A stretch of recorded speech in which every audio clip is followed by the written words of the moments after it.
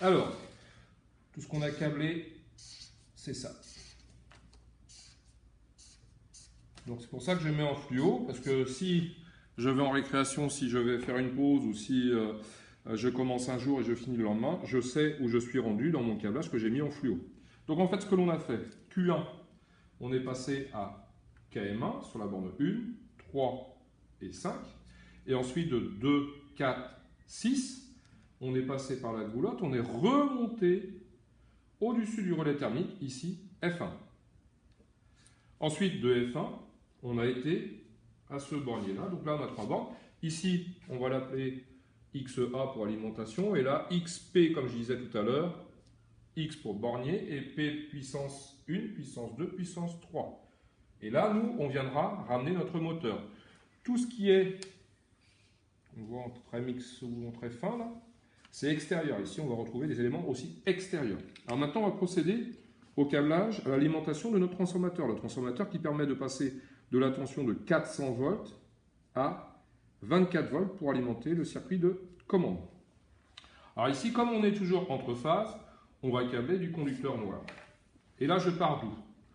Alors je pars de la borne 5, c'est-à-dire ici, et je vais aller à la borne 13, mais de qui? Comme j'ai les pointillés là, c'est toujours Q1, le sectionneur. Et la borne 13, alors il faut un tournevis tout petit, elle est ici. C'est marqué là, hein, 13, 14. C'est les bornes du transformateur. Donc j'ai dit que je partais de la phase 3. Donc la phase 3, je vais mettre un conducteur. Voilà. Je serre bien sans exploser la tête de vis. Voilà. Et donc je vais à la borne 13. Alors je m'aperçois que les bornes de mon sectionneur ne sont pas de bonne qualité, comme il a fait de multiples câblages. Ils sont très abîmés. Il va falloir que je revoie ça. Alors je vais volontairement aussi faire des choses que je ne veux pas voir dans un câblage. En l'occurrence, voir des conducteurs et des petits conducteurs qui dépassent des morceaux de fil. Surtout, il ne faut pas voir. Donc ce que je viens de câbler, c'est ce fil-là. Je suis arrivé à 13. Donc à 13, ici. Ensuite, je vais repartir de la borne 14. Je vais faire ce fil-là pour aller au fusible F2. Parce qu'on avait F1 là. Là, on a porte fusible F2, la protection.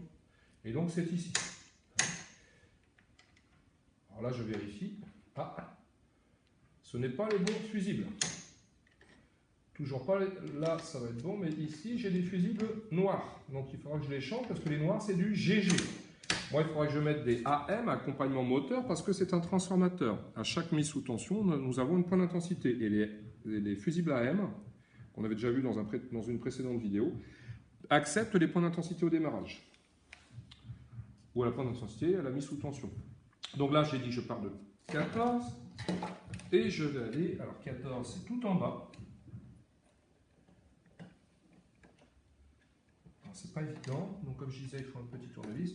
Le problème que l'on a avec nos tournevis isolés, celui-ci, c'est un tournevis de mécanicien qui n'est pas isolé, donc ça me permet de rentrer correctement dans la borne.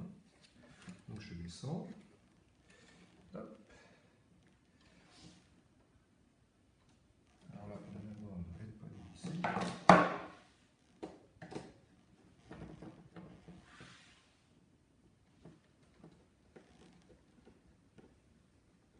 Et toujours, il ne faut pas que je vois ce qu'on appelle les cheveux, des petits brins qui sortent. Aussi une chose importante, quand on serre ici sur les bandes du haut, on doit mettre le conducteur, quand il n'y en a qu'un seul, à droite comme ça. Quand on serre, ça l'enroule autour de la vis.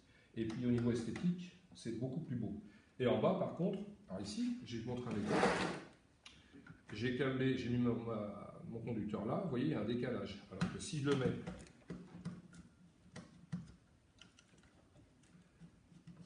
ici,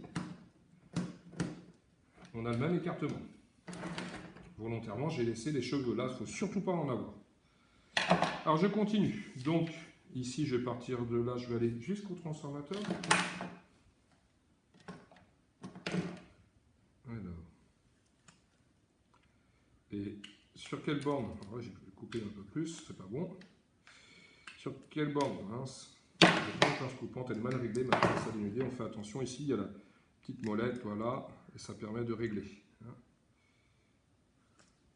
un peu plus long. Alors, je repars de mon porte-fusible.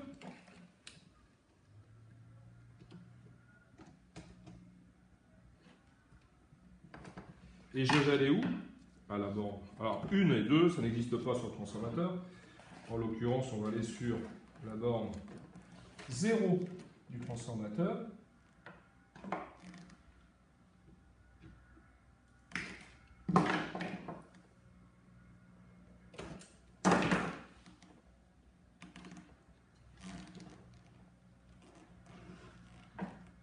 Toujours à droite de la borne.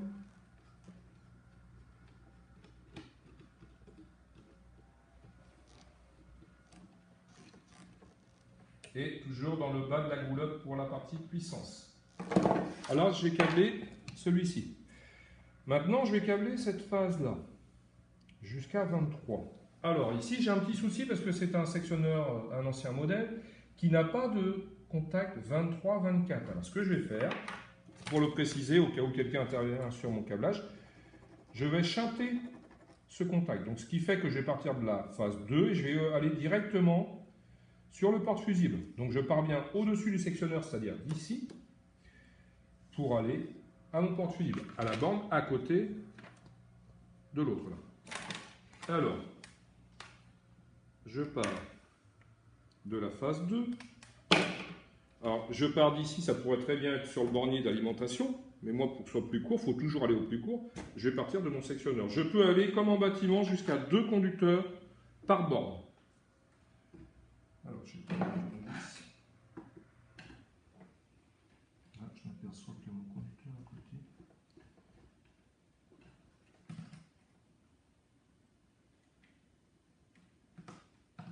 Il n'a pas tenu.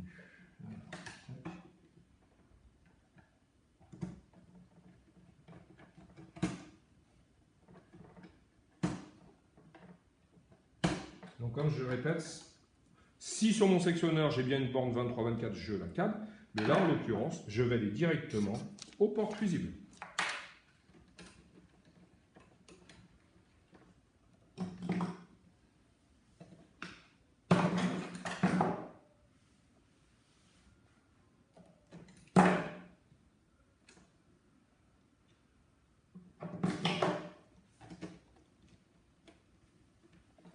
Et pour terminer, je vais partir du porte-fusible pour aller sur la borne 400 volts du transformateur. Alors il faut faire très attention parce que sur les transformateurs parfois on a les bornes 230 et 400 comme celui-ci, et sur le schéma on prend sur une phase et un autre, donc il ne faut pas se tromper de borne, il faut bien vérifier les niveaux de tension.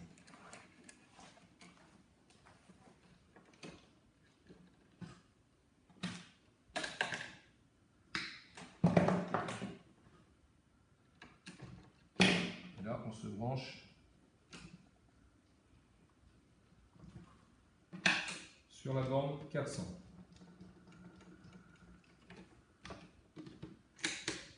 Voilà.